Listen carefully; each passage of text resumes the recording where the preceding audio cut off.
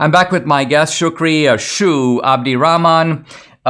You can actually look up her website, shuforcongress.com, SHU for Congress.com.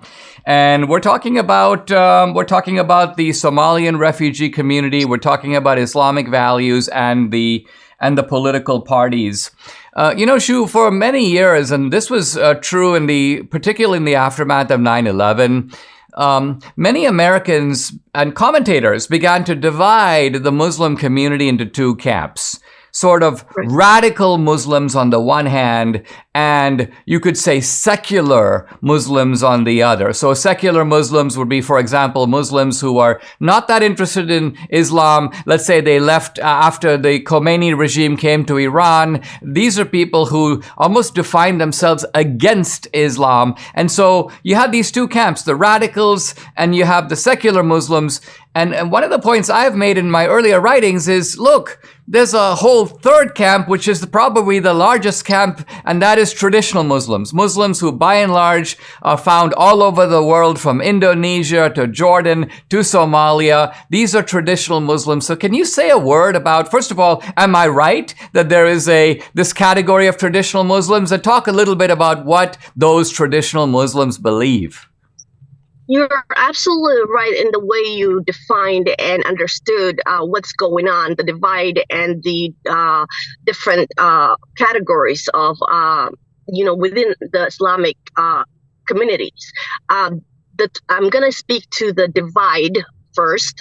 When 9/11 happened, prior to that, we were the largest naturally constituent conservatives, for the Republicans. And as you remember, we came out strongly for George Bush. And in fact, we actually made a difference in Florida for his election. And then 9/11 happened, the misfortune of 9/11 happened.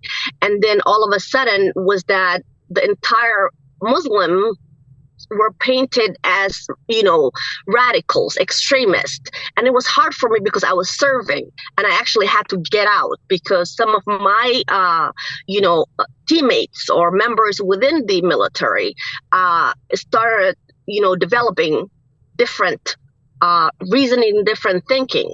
And it became very, very hard emotionally for me to be in that environment when my heart was good and I was a different Muslim. So the divide happened, and then the left capitalized on that, narrative. And then within the Republican Party, the radical voices started growing, which pushed us further.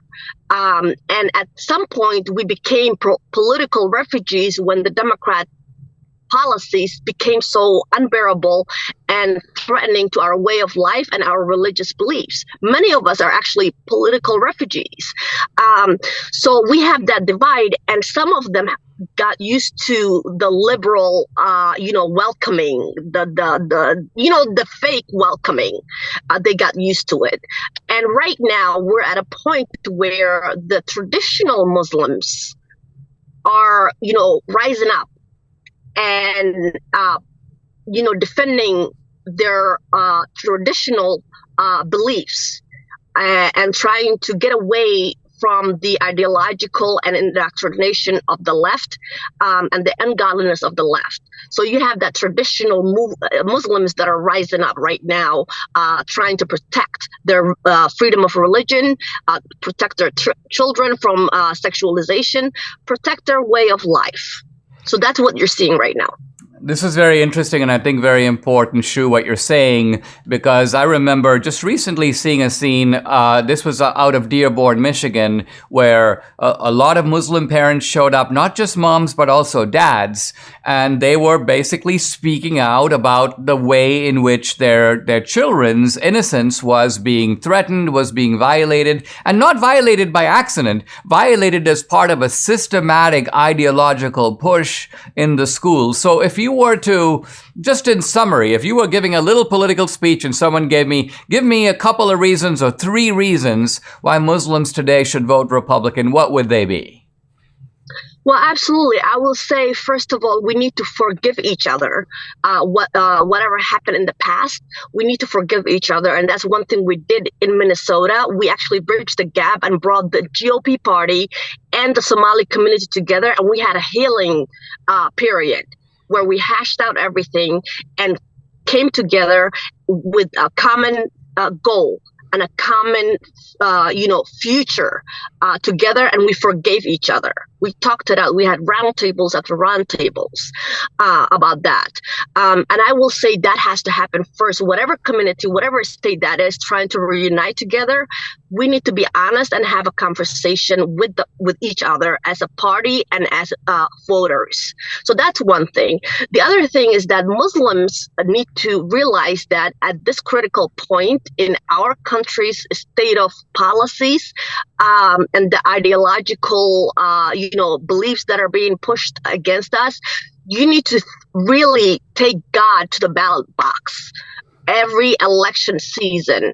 You need to think about your vote and be willing to be accountable when you face Judgment Day, and realize that you're going to be held accountable for giving that vote, giving that candidate who does not support godly values, because we are supposed to be witnesses for God here, and we are supposed to be defending his word and living by his word.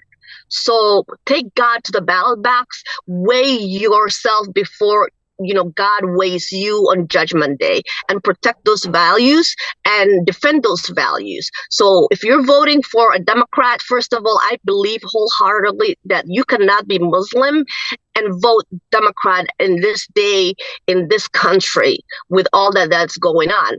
So you need to vote with the candidate, with the party that aligns most likely with the godly values. Shukri, what you're saying is very interesting and very important. Thank you so much for coming on the podcast to share it. Thank you so much, Dinesh. Thank you, everyone.